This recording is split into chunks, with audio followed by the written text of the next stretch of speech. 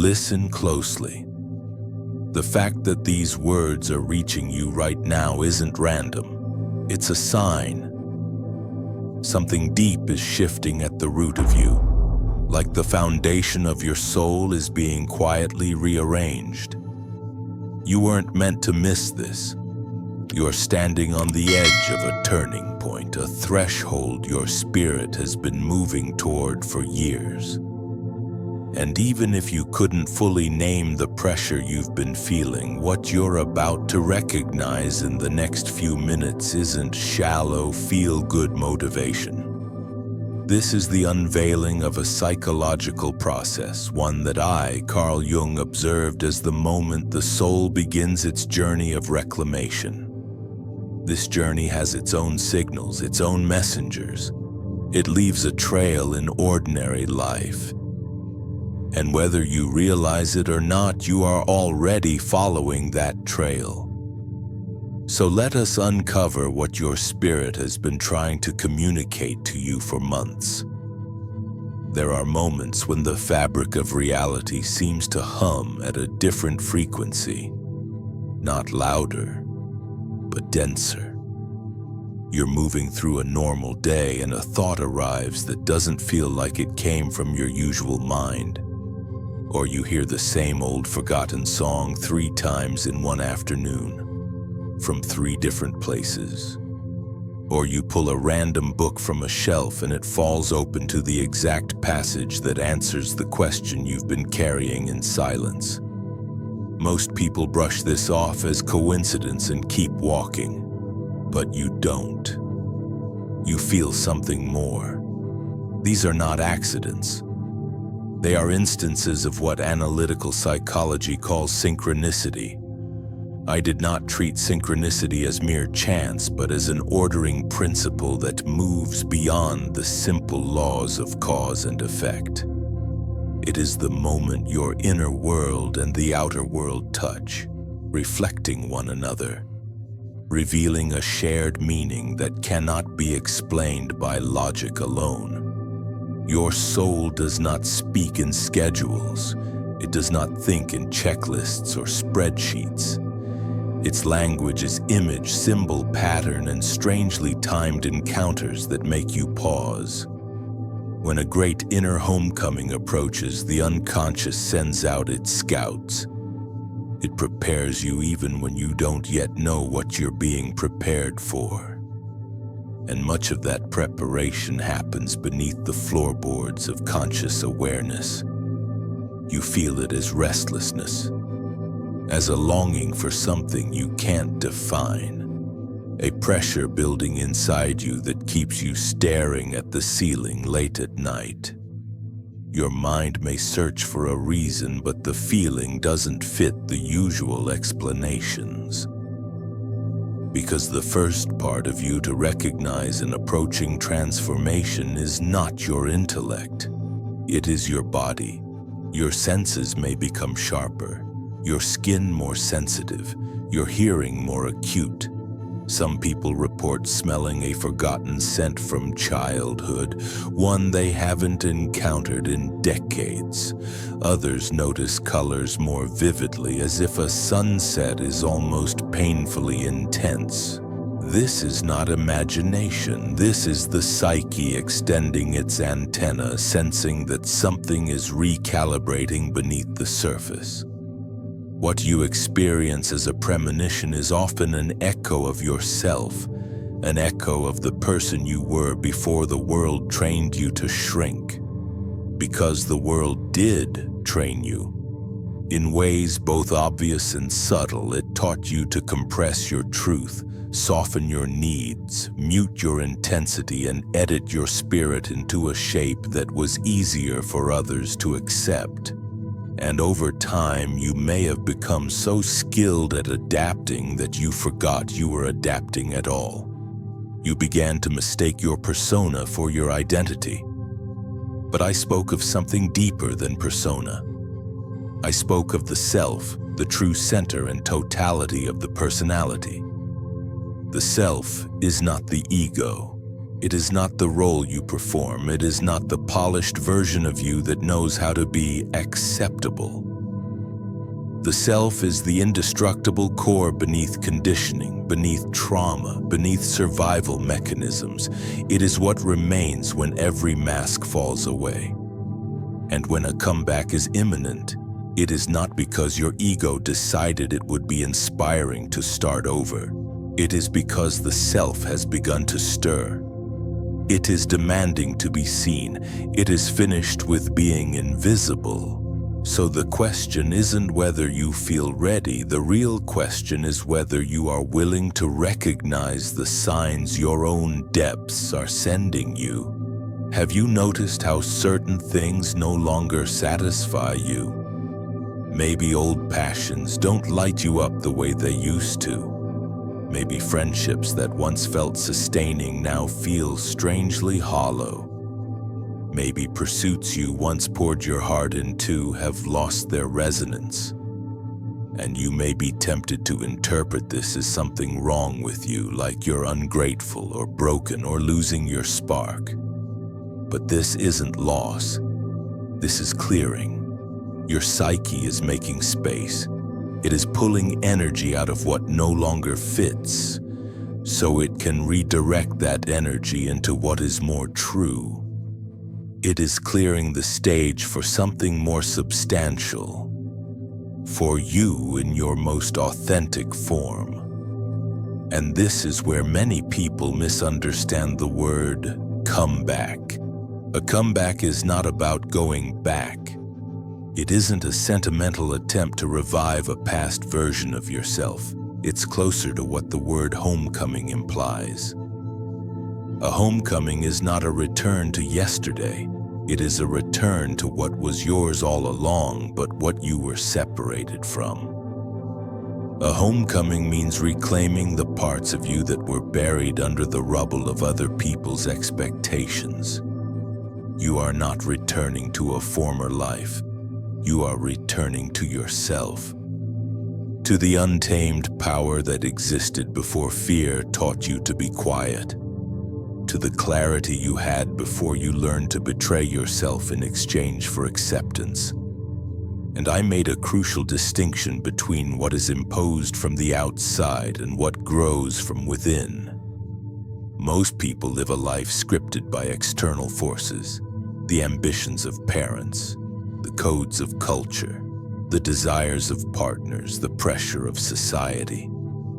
They are performing in a play they never auditioned for, repeating lines they never wrote, standing in scenes that don't nourish their spirit. Then one day, after years, sometimes decades, something inside them breaks. Not because they failed, because their soul can no longer bear exile.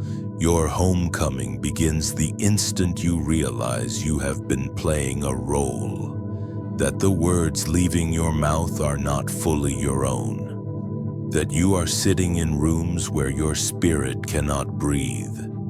This realization hurts because it dismantles what you thought was normal. But it is also the beginning of everything. There is a difference between a new start and a homecoming. A new start searches outward. A new city, a new job, a new relationship, a new environment. Something external to replace the discomfort inside. A homecoming digs inward.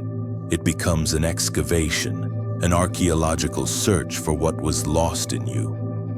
For the strength you buried the first time you were told you were too much. For the righteous anger you swallowed to be considered nice. For the truth you silenced to avoid rejection. None of that is gone. It has been frozen in time, waiting. Not dead, waiting. Your comeback is the careful excavation of these living parts of you. And this is why so many people fear it, because they are afraid of their own magnitude. They have been trained to apologize for taking up space, for having needs, for having intensity, for having a voice. But that shrinking is not your nature. It is learned behavior. And anything learned can be unlearned. I described the process of individuation as the journey to become who you have always been in your deepest essence. Not a better person, not a more perfect person, a more real person, a true person, one who no longer has to lie to survive. And if you're feeling the pressure of this shift, if you're feeling the strange signs, the restlessness, the loss of interest in what used to matter, then understand what it means. The self is waking up, and it is calling you back. It is saying, in its own symbolic language, in patterns and synchronicities and discomfort and longing, come home. Come back to me. But before any true homecoming can occur, something must end. Not metaphorically, not poetically, but in the real landscape of your inner world. Something must die. You cannot return to your core essence without first passing through darkness. I called this descent the Nikaya, the journey into the underworld of one's own psyche. Down there in the inner chambers you've avoided for years lie the truths you were never allowed to face. There are wounds that never healed because you were told to move on. There is grief you weren't permitted to feel, rage you were taught to repress, loneliness you numbed with distraction, productivity, or endless noise. This descent is not a punishment. It is a prerequisite. You cannot ascend without first going down. The soul has its own elemental logic. It does not allow shortcuts. It does not permit bypassing the abyss. It insists that you look into it. And paradoxically, in that gaze, something unexpected happens. Because in the darkness, you don't only find pain. You find abandoned parts of yourself, parts that were left behind in moments when survival demanded self-betrayal. You find the creative child who stopped drawing because it was called impractical. You find the powerful voice that went silent because no one listened. You find the dream that died because it was mocked. None of these parts vanished. They were simply exiled. And they are waiting. Perhaps this is why you feel so tired lately. A deep exhaustion that sleep doesn't fix. A hollowing out that makes old coping mechanisms stop working. This is not weakness. This is the collapse of a false structure. For years, you have been holding up a life that was never yours. Defending an identity built on adaptation rather than truth. Your system is shutting down because it can no longer sustain the lie. This is good. This is necessary. The old scaffolding must fall so that your true architecture can emerge. I understood crisis not as an accident, but as the psyche's method of correction. Your exhaustion is a message. This way of living is finished. Your emptiness is saying, you have given too much to what did not honor you. Your desire to withdraw is telling you, it is time to turn inward. Stop interpreting this as failure. It is initiation. Because only in silence, only when the world's noise recedes, can you finally hear what your soul has been whispering all along. And its message is simple, unwavering, and patient.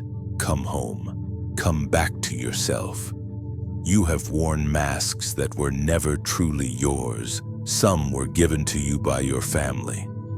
Others you crafted to survive schools, relationships, workplaces, and expectations.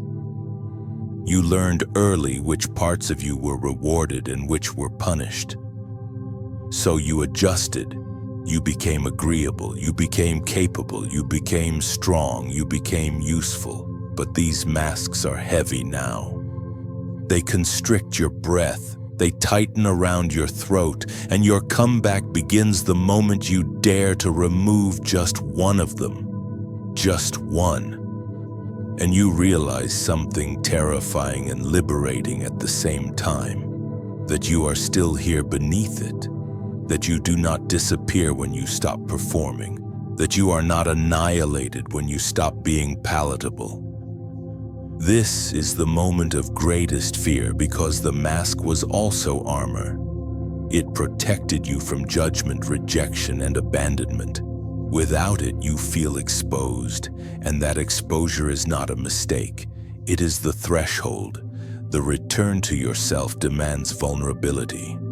Not performative vulnerability, but real risk. It demands that you speak truth without knowing how it will land, that you feel what you feel without apologizing for it, that you exist without guarantees of applause. This is not easy, but it is the only path that leads anywhere real. And now at this juncture, something crucial ignites within you. An ancient fire begins to burn again.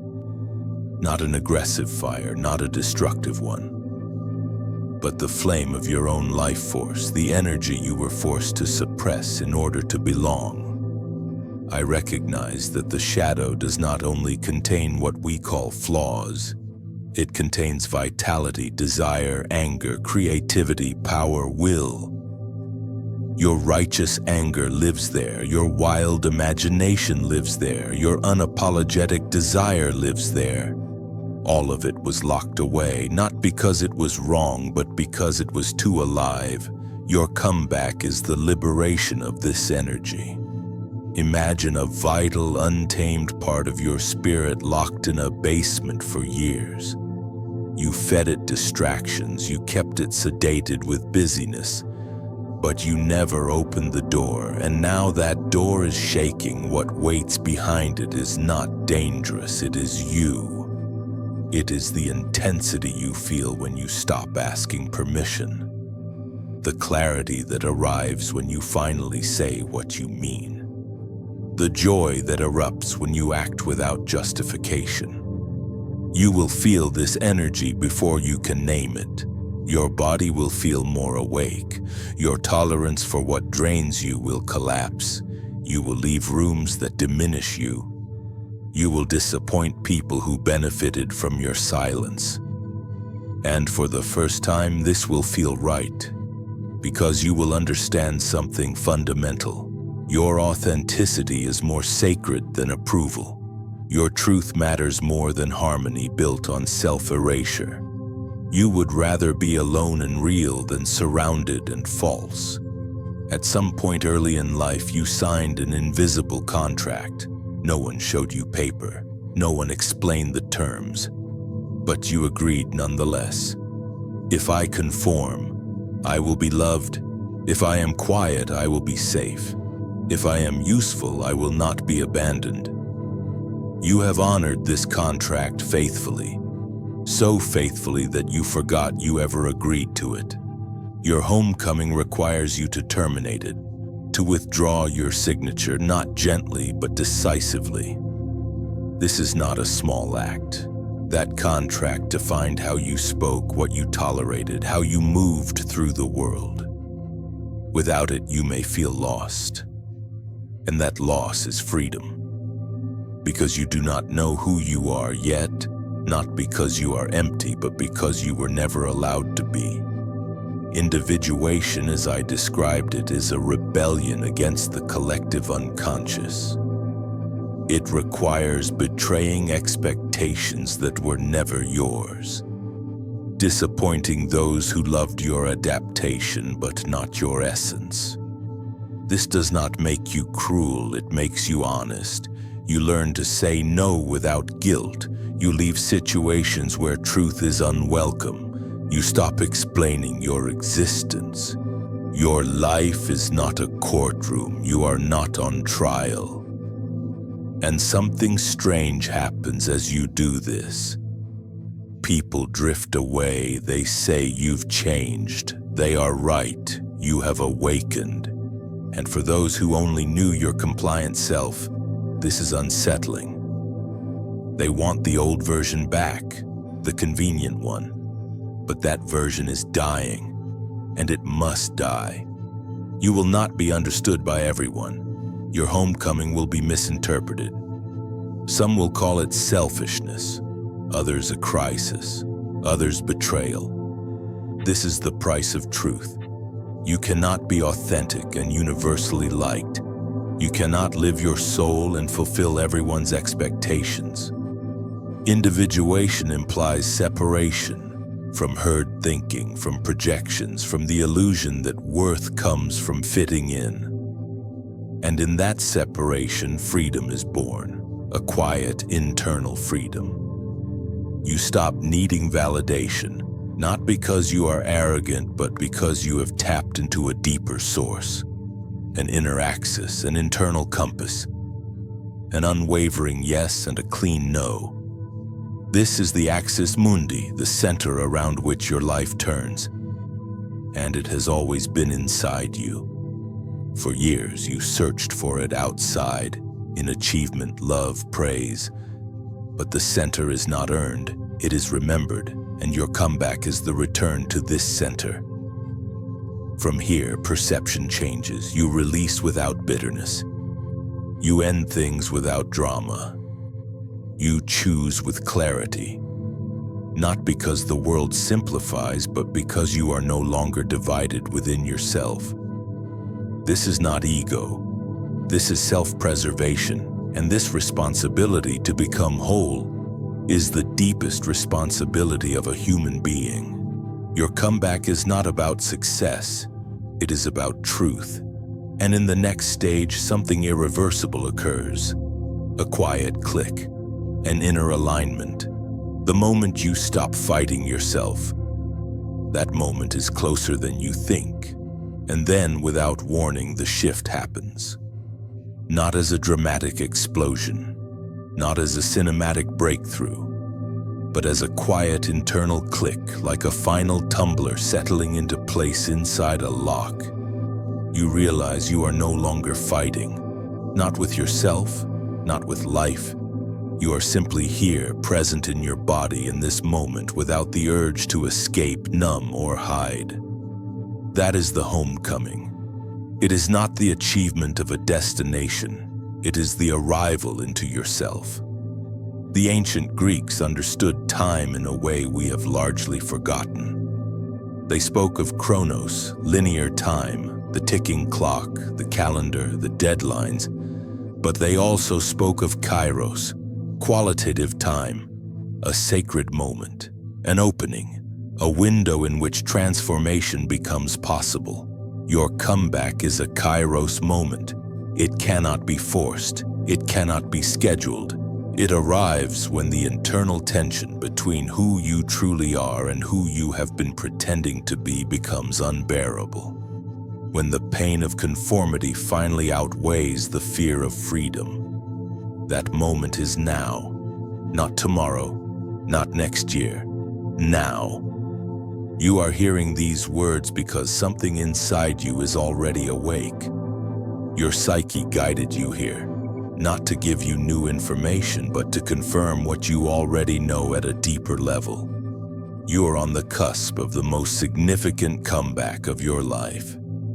Not because you are about to gain something new, but because you are about to reclaim what was always yours. Your power, your clarity, your voice, your non-negotiable right to exist as you are. This homecoming does not require witnesses. It needs no applause. It unfolds in the quiet, sacred space between you and your own soul. It is the morning you wake up and feel, perhaps for the first time in years, that you are finally inhabiting your own life. It is looking in the mirror and seeing someone you no longer have to betray. It is saying no and feeling peace instead of panic. It is saying yes to yourself and feeling no doubt. This is the comeback. And as you walk this path, you will notice something subtle but unmistakable. You no longer feel compelled to explain yourself. You no longer feel the urge to convince others of who you are. People feel it without words. Some will be drawn to this new authenticity instinctively. Others will recoil from it. Both responses are correct. because you are no longer a mirror reflecting what others want to see. You are no longer a chameleon changing colors to survive. You have become a fixed point of truth in a shifting world. And this solidity does not come from rigidity, it comes from reality. From knowing that you would rather be authentically alone than surrounded by people who only loved your mask. I spoke often about the solitude of the individuated person. Not the bitter loneliness of isolation, but a luminous solitude. The kind that arises when you are no longer part of the herd. When you are no longer pulled by collective fear. When you have found your own direction. This solitude is not a loss, it is a gain. Because within it you finally find companionship with yourself. And that is the most essential relationship you will ever have. Perhaps you are afraid that if you stop bending, if you stop contorting yourself, no one will remain. Perhaps you fear that your truth is too intense, too inconvenient, too real for this world, but hear this clearly. The people who cannot tolerate your truth are not your people, and that is not a tragedy. It is a clarification. It is the necessary clearing that allows those who resonate with your realness, not your performance, to finally find you. People who want your presence, not your adaptation. People who are inspired, not threatened by your depth. Your comeback is not a return to an idealized past. It is a radical moment-by-moment decision to live from your center now, from your truth, from your essence. It is the decision to stop waiting for permission. Because no one is coming to give it to you. That permission can only come from you. And the moment you finally grant it, everything begins to realign. The energy that was trapped for years in suppression starts to move again. Vitality thaws. Life returns. You don't necessarily feel happy in the shallow sense. You feel alive, present, grounded, real. You feel your boundaries and you protect them without cruelty. You feel your desires and you pursue them with integrity. You feel your truth and you speak it with courage. This is not self-optimization. This is self-liberation. And as you continue, you may notice the external world responding, not because you force it, but because you no longer resist alignment. Situations that no longer fit dissolve naturally. Relationships built on false premises fall away. Opportunities appear that resonate with who you have become. This is not magic, this is resonance. As you become more authentic, you attract what is aligned with authenticity and repel what only survived your mask. Your homecoming is not a single moment, it is an unfolding, a gradual remembering, a realization that you were never broken, only buried. Beneath layers of adaptation, trauma, and self-denial has always been an indestructible core. I called it the self. Others call it the soul. The name is irrelevant. What matters is that you are beginning to feel it, to trust it, to live from it. This core does not negotiate, it is not polite, it is not diplomatic, it is true. And when you listen to it, your life takes on a different quality, simpler. Not because challenges disappear, but because you are no longer at war with yourself. Clearer, not because the world is less complex, but because your inner compass no longer wavers. Lighter. Not because less happens, but because you are no longer carrying what was never yours to carry. And one day, in a quiet moment, you may look back and realize something profound. That every heartbreak guided you closer to yourself. That every loss created space for something more real. That every crisis was a summons from your soul. An invitation to come home. To you. This is the ultimate comeback, not the return to external success or recognition, but the return to your own soul. And now that you see it, now that you feel it stirring within you, one question remains. What will you do? Will you continue to perform the role you were given? Or will you allow the mask to fall? Will you keep asking for permission to exist? Or will you finally grant it to yourself? The choice is yours. But remember this, your soul is waiting, and it has been waiting a long time. If these words have stirred something in you, if you feel yourself standing at this threshold, let this moment be your initiation into the depths, into the mystery of the psyche, into the wisdom that lives within you. Because this journey is not over, it has only just begun. And I invite you to walk it, step by step, into the darkness and back into the light. Reflect on these words until our paths meet again.